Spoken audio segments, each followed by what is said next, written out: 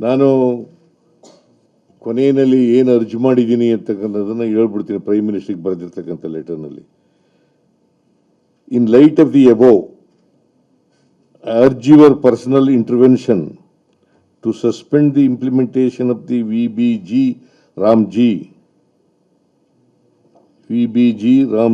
Act and to initiate constitutionally mandated consultations with state governments to strengthen the right to livelihood and build a present resilient Bharat, Vikasita Bharat.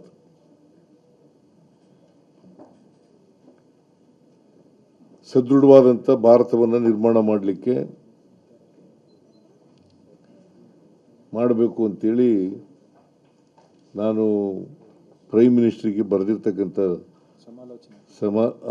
ಜೊತೆಗೆ ನಾವು ಯಾರ ಜೊತೆಲೂ ಪಂಚಾಯತಿ ಸಮಾಲೋಚನೆ ಮಾಡಿಲ್ಲ ರಾಜ್ಯಗಳಲ್ಲಿ. ಇದು ಪಂಚಾಯತಿ act ಇದೆಯಲ್ಲ, ಇದು ಕನ್ಕರೆಂಟ್ ಲಿಸ್ಟ್ನಲ್ಲಿ ಬರೋದು. ನಿಮಗೆ ಕಾನ್ಸ್ಟಿಟ್ಯೂಷನಲ್ಲಿ 3 ಲಿಸ್ಟ್ ಇದ್ದಾವೆ: central list, state list and concurrent list. Concurrent ಲಿಸ್ಟ್ನಲ್ಲಿ ಇದು ಬರೋದ್ರಿಂದ ರಾಜ್ಯಗಳ ಜೊತೆಲೂ ಕೂಡ ಸಮಾಲೋಚನೆ ಮಾಡಬೇಕು, ಜನರ ಅಭಿಪ್ರಾಯನೂ ಕೂಡ ಕೇಳಬೇಕು.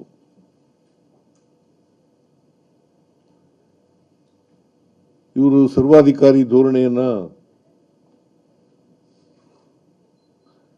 ಮತ್ತೆ ನಾವು ಪಕ್ಷ ಏನು ಮಾಡ್ತದೆ ಅಂತಕ್ಕಂಥದ್ದನ್ನು ಸಂಪೂರ್ಣವಾಗಿ ನಮ್ಮ ಪಕ್ಷ ಇದನ್ನು ವಿರೋಧ ಮಾಡ್ತದೆ.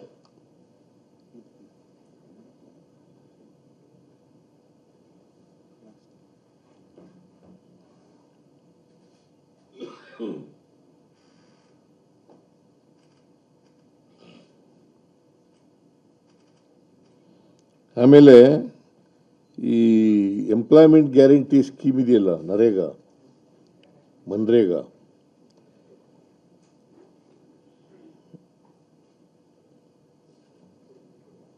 ಅದು ಬರೀ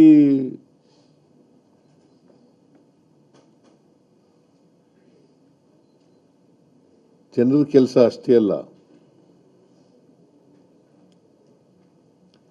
ಇದು ಒಂದು ಐತಿಹಾಸಿಕವಾದಂಥ ನಿರ್ಣಯ. ಆಮೇಲೆ ಮಹಾತ್ಮ ಗಾಂಧೀಜಿಯವರು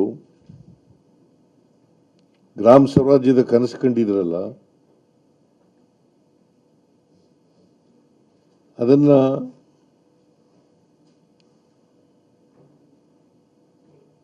ನನಸು ಮಾಡಲಿಕ್ಕೆ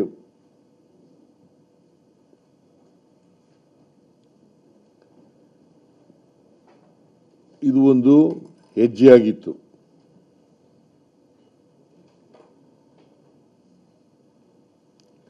ಅದಕ್ಕೆ ಈಗ ಮಹಾತ್ಮ ಗಾಂಧಿಯನ್ನ ಗೂಡ್ಸೆ ಕೊಂದಾಕಿದ್ರು. ಇದು ಎರಡನೇ ಬಾರಿ ಮಹಾತ್ಮ ಗಾಂಧೀಜಿಯವರನ್ನ ಕೊಂದಾಕ್ತಾ ಇದ್ದಾರೆ. ಮಹಾತ್ಮ ಗಾಂಧೀಜಿಯವರ ಹೆಸರನ್ನು ಬದಲಾವಣೆ ಮಾಡಿ, ಅವರು ಇಷ್ಟೊಂದು ದ್ವೇಷ ಇರಬಾರದು. ಮಹಾತ್ಮ ಗಾಂಧೀಜಿ ಗ್ರಾಮ ಸ್ವರಾಜ್ಯ ಹೇಳದೆ ತಪ್ಪ, ಅವರು ಈ ದೇಶಕ್ಕೆ ಸ್ವಾತಂತ್ರ್ಯ ತಂದುಕೊಟ್ಟದೆ ತಪ್ಪ.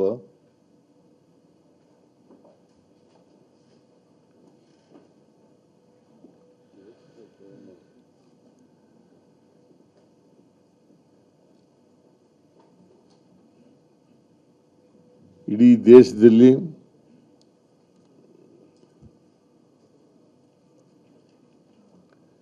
ನಮ್ಮ ಪಕ್ಷ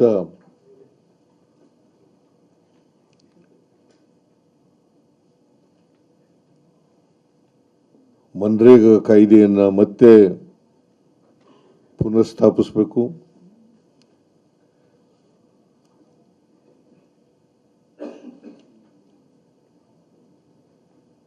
ರಿಪೀಲ್ ಮಾಡಿರ್ತಕ್ಕಂಥದ್ದು ಬಡವರಿಗೆ, ಮಹಿಳೆಯರಿಗೆ, ಸಣ್ಣ ರೈತರಿಗೆ ಮಾಡಿರ್ತಕ್ಕಂಥ ದ್ರೋಹ.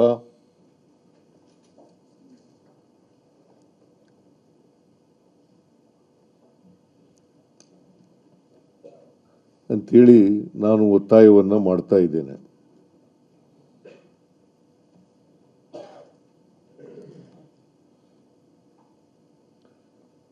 ನಮ್ಮ ಪಕ್ಷ ಏನು ಮಾಡ್ತದೆ ಅಂತಕ್ಕಂಥದ್ದನ್ನು ಈಗ ಡಿ ಕೆ ಶಿವಕುಮಾರ್ ಅವರು ಪ್ರಸ್ತಾಪ ಮಾಡ್ತಾರೆ.